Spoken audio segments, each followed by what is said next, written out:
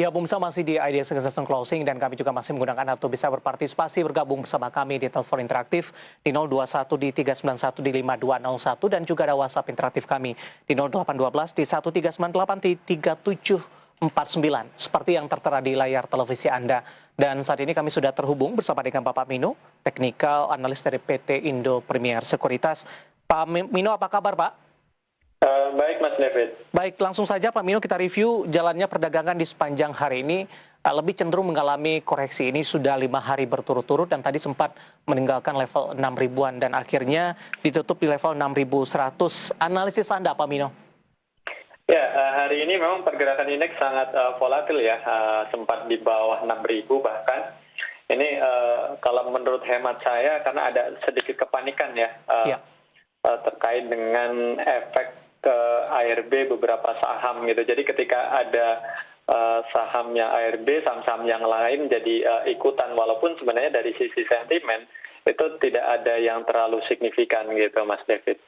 Baik, yang menarik adalah sektor konstruksi, infrastruktur tampaknya beberapa sahamnya mengalami penguatan signifikan.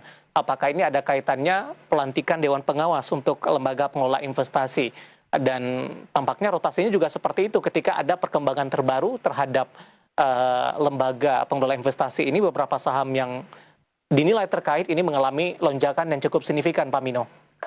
Iya betul Mas Dewi. Jadi tadi setelah ada berita pelantikan Dewan Pengawas SWF ya, ini saham-saham di sektor konstruksi terutama BUMN itu mengalami kenaikan ya, setelah sebenarnya dia juga di awal-awal sempat tertekan gitu. Yeah. Jadi memang ini kelihatannya sangat korelasi dengan pembentukan Dewan Pengawas LPI tersebut gitu, Mas David.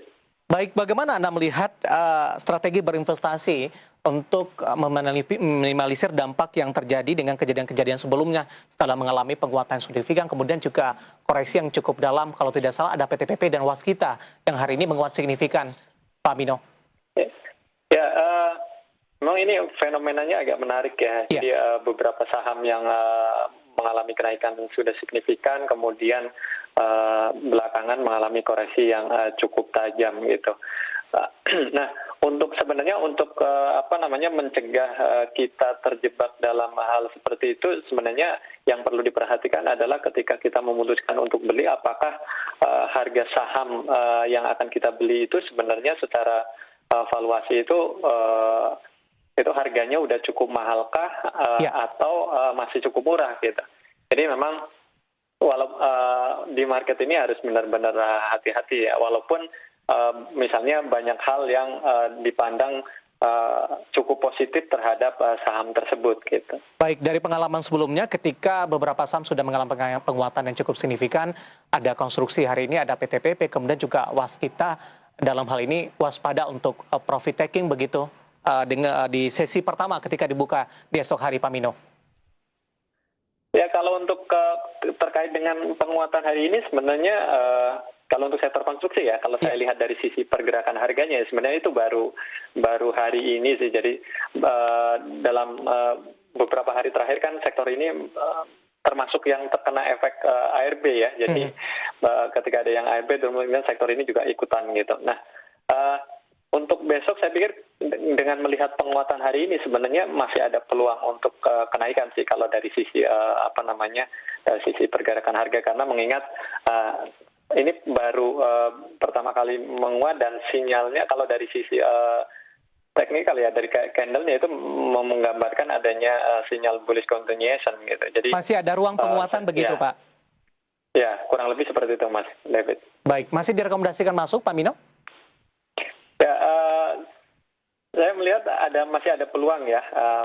Kalau melihat tadi posisi harganya juga udah mengalami koreksi cukup dalam, jadi sentimennya juga masih cukup positif. Saya pikir masih ada peluang. Di posisi penutupan perdagangan di sesi kedua hari ini, dari beberapa saham konstruksi yang mengalami penguatan signifikan, Pak Mino, beberapa saham yang termasuk turunannya yang berperan nanti juga dalam pembangunan infrastruktur, industri dasar, produsen semen, beberapa sahamnya juga mengalami penguatan cukup signifikan. Dan kebetulan list Commodities Update kita hari ini dari SMCB. Di luar dari sentimen ini, SMCB juga akan mendapatkan suntikan ini dari perusahaan Jepang begitu. Secara teknikal, bagaimana Anda melihat penguatan yang terjadi untuk SMCB di sepanjang perdagangan hari ini, Pak? Kalau saya lihat penguatan SMCB hari ini udah terlalu tinggi ya, Mas. Jadi saya pikir mungkin cukup berisiko kalau kita ngejar lah istilahnya. Jadi lebih baik sih untuk SMCB saya pikir untuk jangan terlalu ngejar karena resikonya mungkin ada kan koreksi dulu karena naiknya udah cukup tinggi hari ini. Baik, bagi yang sudah ambil posisi direkomendasikan realisasi profit, kemudian yang baru ingin ambil posisi belum disarankan untuk masuk terlebih dahulu. Apakah kesimpulannya seperti itu, Pak? Ya, kurang lebih seperti itu, Mas. Baik. Menarik Pak Mino, kita akan jeda terlebih dahulu. Sudah banyak pertanyaan masuk di WhatsApp interaktif kami dan kita juga masih menunggu partisipasi dari pemirsa ID Channel di telepon interaktif. Nanti kita juga akan lihat saham-saham pilihan apa saja yang Anda rekomendasikan. Dan pemirsa tetap bersama kami, ID Execution Closing akan segera kembali sesaat lagi.